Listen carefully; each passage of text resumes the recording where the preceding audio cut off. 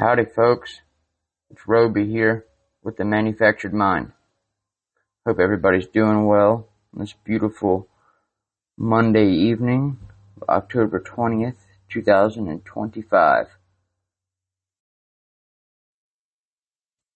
I want to talk about my motto today. One of them, which is be better, do better. And how one can perceive that and perception in general, the lens that shapes reality, so to speak. This perception, folks, it isn't just how we see the world, it's how we interpret it. It's the filter through which every experience, interaction, and thought passes. And that filter is shaped by past experiences, beliefs and values, mental state, trauma, cultural conditioning, ego and identity. So when I say do better, be better, the meaning of that phrase is entirely dependent on the perceiver's lens. For example, a person in active addiction could interpret it a few different ways. They could interpret it as I need to be better and do better and get my ass off with these drugs. They could interpret it as I need to hustle harder, get better drugs, be a better dealer. A person in recovery might hear, I need to stay clean today, be more mindful, and grow into a better version of myself. So,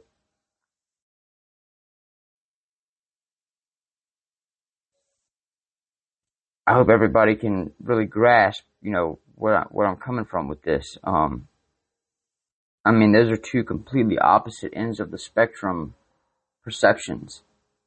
So, and perspective is everything, perspective is the angle from which we view a situation. It's the position we stand in mentally, emotionally, spiritually, when we interpret what's happening around us. And here's the key. Misunderstandings often stem from misperceptions. We assume someone's intent based on our own lens. And we judge actions without understanding context. We react to what we think is happening, not what actually is happening. This is especially true in recovery, where emotional sensitivity and past trauma can distort perception. A simple comment can feel like an attack. A moment of silence can feel like rejection.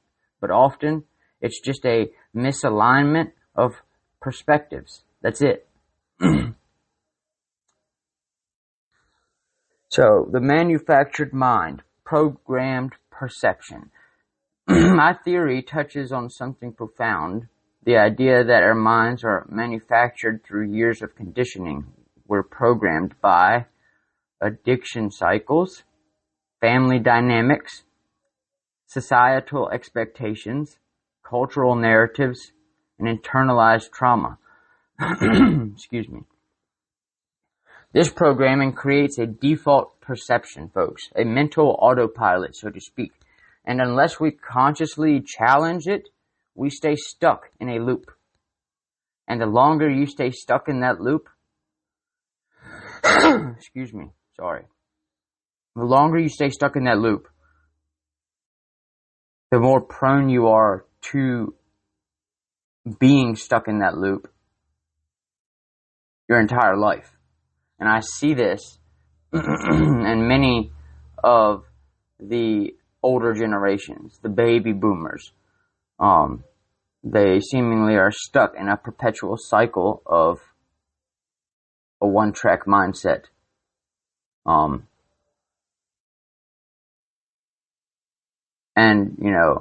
Nothing changes if nothing changes, folks. It's simple as that. And that quote right there, nothing changes if nothing changes, comes from my absolutely amazing and beautiful girlfriend. She's always telling me, if nothing changes, nothing changes. And she's very, very right about that. It's very true. I love it. Recovery is a reprogramming process. You begin to question your thoughts. You start to observe your reactions. You learn to shift your perspective, and so on and so forth. And over time, good things start to happen. You slowly start gaining some ground in recovery. And it's truly amazing to experience, folks. I will say that. So I have this philosophical insight that no perception is absolute. One of the most powerful ideas in my theory is this. No one perception is absolute. They all hold weight. This is a deeply stoic and philosophical truth, and it invites humility.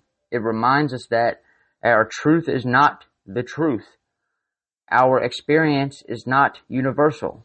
Our perspective is just one of many. And when we embrace this, we become more open-minded, more compassionate, more capable of growth. And that right there, folks, is that's the answer to a lot of people's problems of being stuck. I just gave it to you. It's all about perception, man. It really, really is.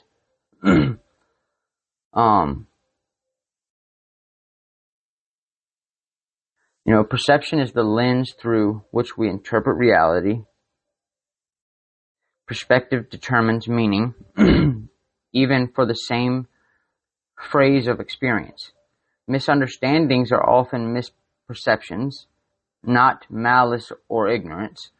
The mind is manufactured, shaped by past programming.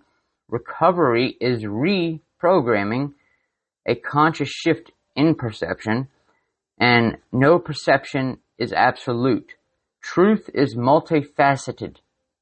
And then we have comfort and ego, the twin pillars of stagnation. So comfort, the illusion of safety. Comfort is seductive. It feels safe, familiar, and predictable. But in the context of growth, especially recovery, comfort can be a trap. And people often perceive comfort as being where they should be, when it's discomfort that they should be seeking. Because comfort resists change. So, many people would probably say, why challenge what's always worked? Well, this mindset keeps people locked in cycles, even harmful ones, because discomfort feels threatening. Like I said.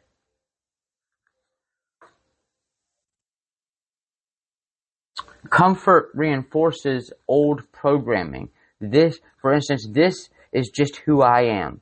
That belief is often a defense mechanism, not a truth. It's the mind protecting itself from the unknown. Comfort numbs awareness. When we are comfortable, we stop questioning. We stop observing. We stop evolving, folks. And so comfort in addiction versus recovery. Excuse me. In addiction, comfort might be the ritual of using, the predictability of escape, and that nails it on the head, for me at least. That's exactly what it was. It was the predictability of escape. I know I'm about to escape this reality that I don't want to be in, that I'm running from. In early recovery, comfort might be clinging to old identities, relationships, or thought patterns. But true recovery requires stepping into discomfort, facing pain, uncertainty, and vulnerability. And then you have the ego, the guardian of the manufactured mind. You know, the ego is part of us, the part of us that wants to be right, validated and in control. It's not inherently bad, but it becomes a barrier when it refuses to let go of its own narrative. Ego defends perception. For instance, my way is the right way. This blocks empathy, curiosity, and growth. Ego fears humility. For example, if I admit I'm wrong, I lose power. But in truth, humility is strength. It's the gateway to transformation. Ego creates superiority. For example, I know better than you. This leads to toxic narcissism, the inability to perceive outside one's own box. And so ego and addiction versus recovery. In addiction, ego might say, I don't have a problem. In recovery, ego might say, I'm doing better than others. But both are illusions. Both block the deeper work of healing. I hope I'm not losing you here, folks. How comfort and ego block perception shift. So let's connect this back to my theory. Perception is everything, but comfort and ego distort perception. They keep us locked in a manufactured reality. So comfort says, stay here, it's familiar. Ego says, you're right, don't question it. Growth says, step into discomfort, question everything. This is why do better, be better is more than a motto. It's a call to action, and it demands that we challenge our comfort zones, confront our egos, and shift our perceptions. That is what I mean by be better, do better. So, a philosophical insight, the Stoic view of this. The Stoics believe that suffering comes not from events, but from our judgment of those events, our perception. It's not things that disturb us, but our interpretation of them. Epictetus. Comfort and ego distort that interpretation. They make us see threats where there are none, superiority where there is insecurity, and permanence where there should be change. And so, summary of this is comfort keeps us stuck in familiar patterns, even harmful ones. Ego defends our current perception, even when it's flawed. Together, they block the shift of perspective needed for growth and recovery. Perception shift requires discomfort, humility, and curiosity. Do better, be better is a challenge to break free from these barriers and reprogram the mind. But now let's touch on the narcissism, ego, and the illusion of superiority. So understanding narcissism on a spectrum. Narcissism isn't just a clinical diagnosis. It exists on a spectrum. Every human being, folks, has narcissistic traits to some degree.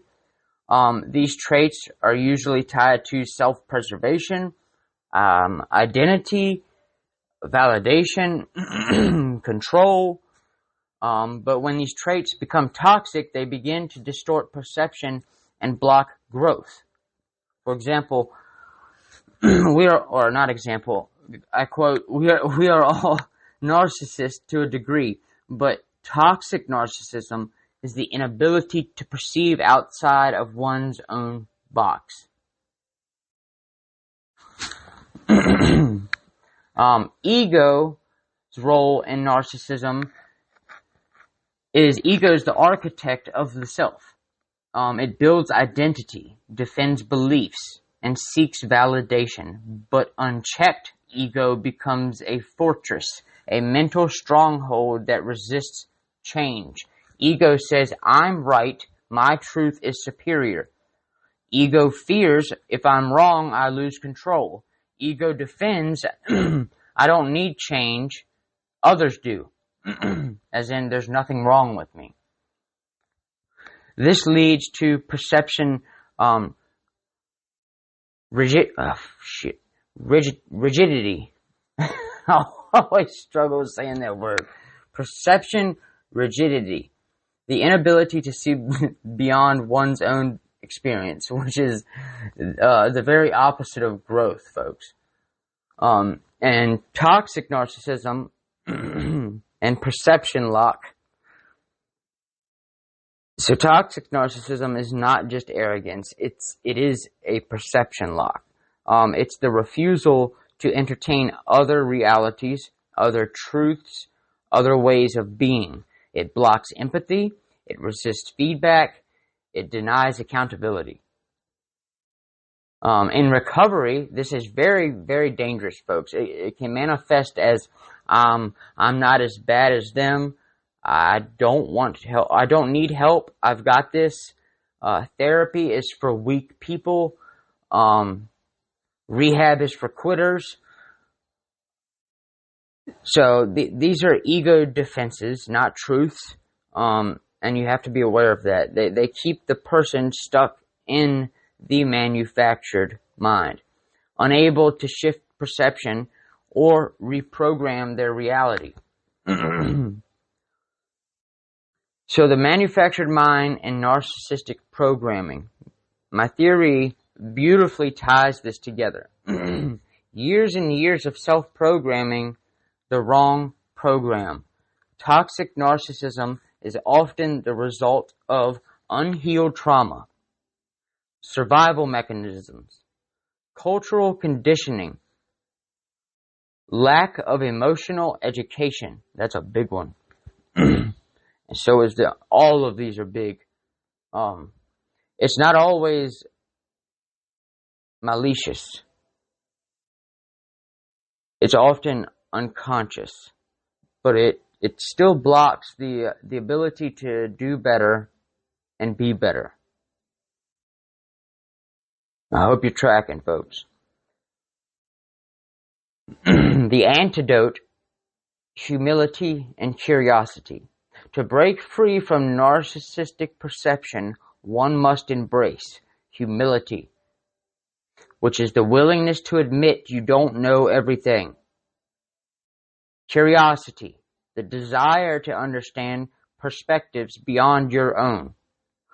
And vulnerability, the courage to be wrong, to be seen, and to be open. These are not weaknesses, even though society will tell you otherwise. These are strengths. They are the foundation of recovery, growth, and transformation. And so, to summarize this little segment on narcissism, narcissism exists on a spectrum. We all have it, but toxic forms block growth. Ego creates a fortress, defending beliefs, resisting change, and distorting perception. Toxic narcissism locks perception, making it impossible to see beyond one's own reality. Recovery requires humility, the opposite of narcissism. To do better and be better, one must break the illusion of superiority and embrace the unknown. This is a fact. And I'm living proof of it. Excuse me. So, no perception is absolute. Let's do a little deep dive here, folks, if we will. So what is perception? Perception is not reality. It is our interpretation of reality. It's the mental framework we use to make sense of the world around us. It's in the framework and that framework is shaped by, personal experiences, cultural backgrounds, emotional state, belief systems, trauma and healing, social conditioning. So when we say no perception is absolute, we're acknowledging that every person's reality is filtered and therefore subjective. The subjective of truth, or the subjectivity of truth, rather. There's a philosophical concept called perceptivism,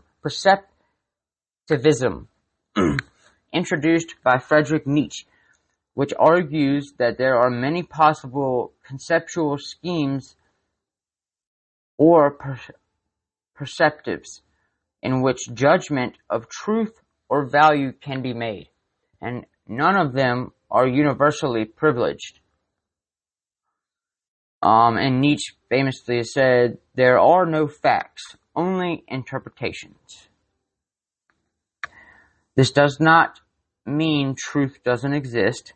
It means that truth is often experienced differently depending on the lens through which it is viewed.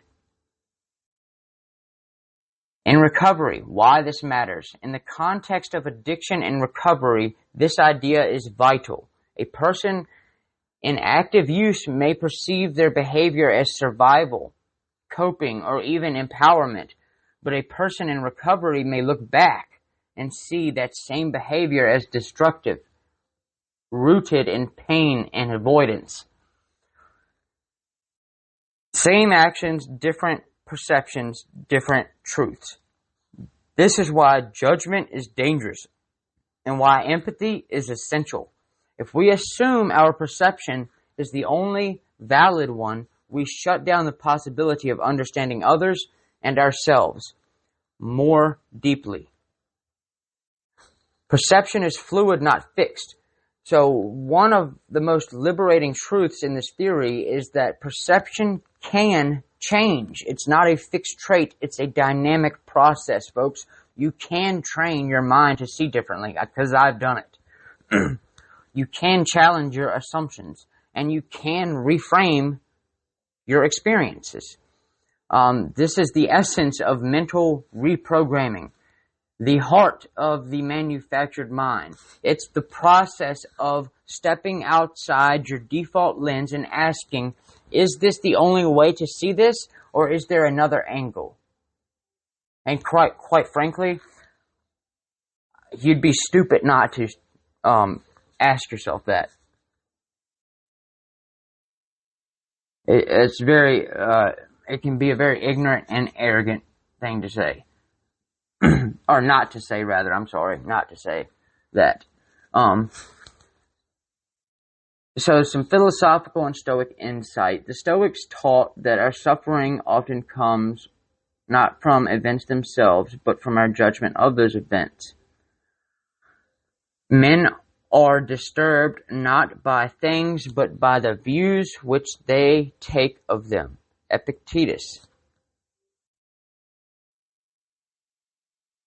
So why this is so powerful? It frees us from rigid thinking. It opens us to empathy and connection, and it empowers us to change our lives.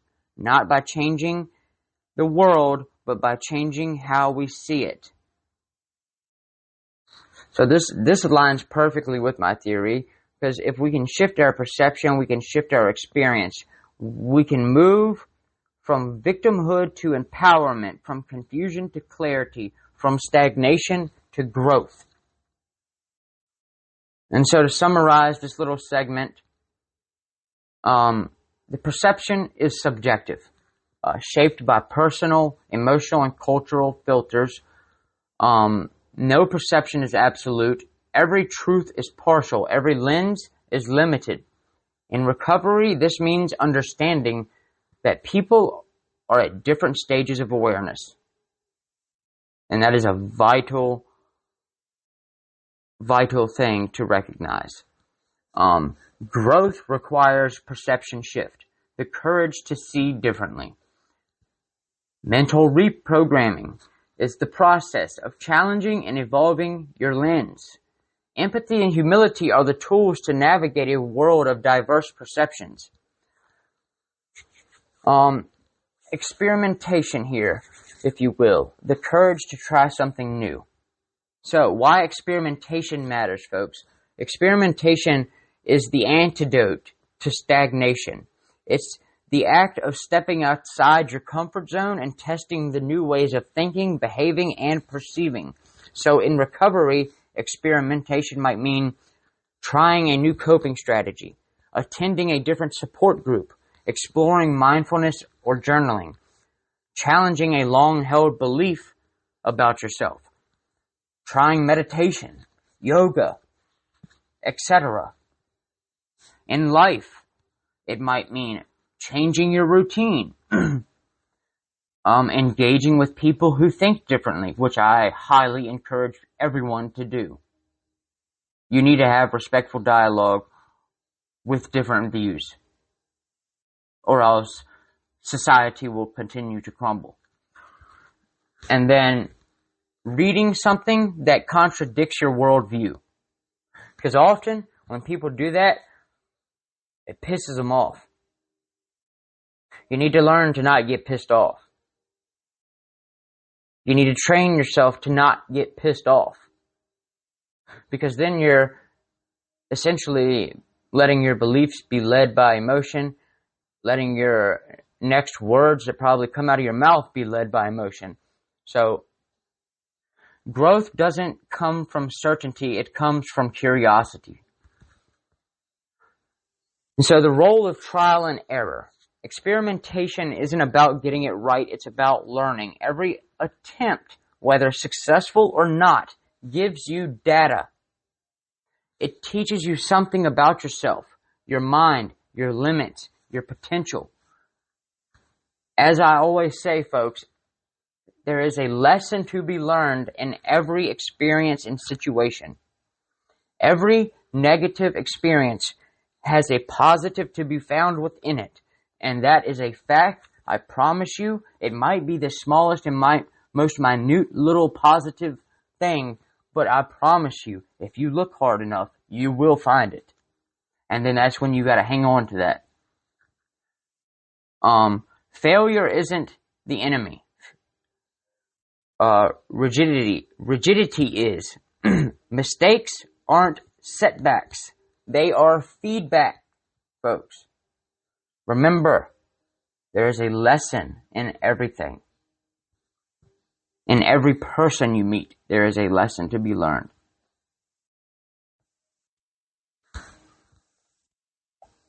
Questioning. The key to mental reprogramming. Why questioning is powerful. Questioning is the act of challenging your internal programming.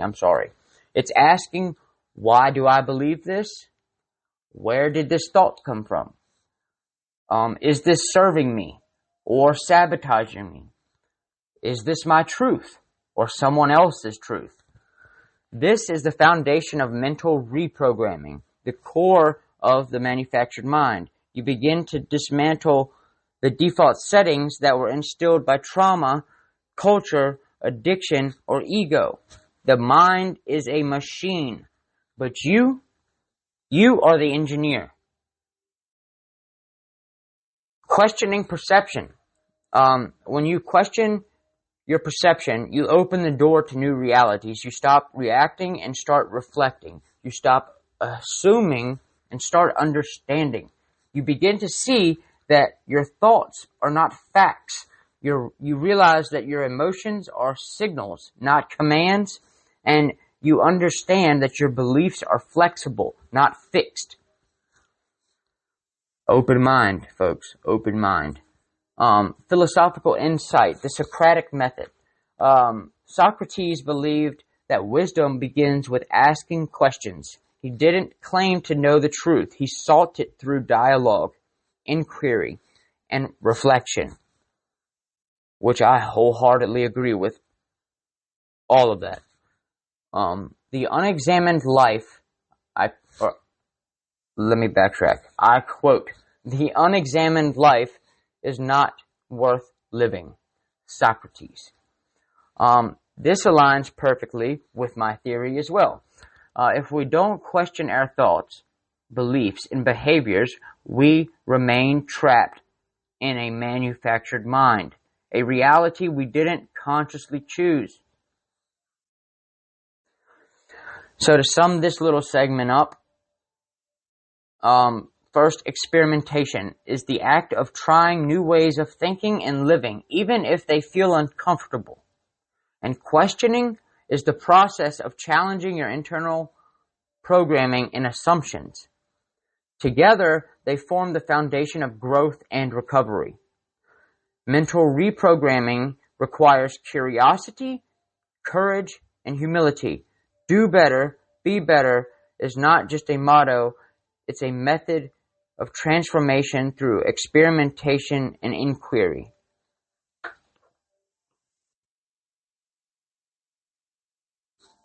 Without experimentation, folks, without the open-mindedness, without the willingness to even be open to everything that I've said in this episode, you will stay stuck in that one-track mindset. You will stay stuck in substance abuse. You will stay stuck in your same lousy mindset. You need to have an open mindset, folks. You have to have a growth mindset. You have to be willing and ready to learn. Because once you stop learning, the day you stop learning, and this is a fact, that is the day that you start dying. So for all of my folks out there who are much older than me, that I know, who are stuck in the same mindset that they were stuck in when I was a child, it's completely baffling to me and mind-blowing that folks have gone that long without coming to this realization that I've come to. And I'm 35 years old.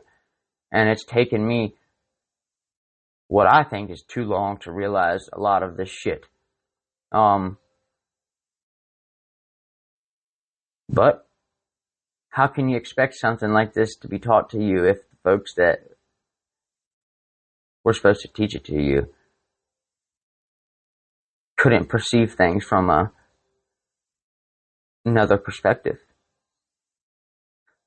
So, in essence, it's created the process of me finding perception on my own, which has been absolutely phenomenal, absolutely mind-blowing. It's been a hell of an experience, and I'm so grateful for it.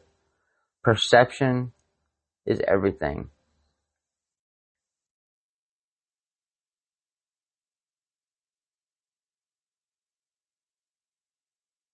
It's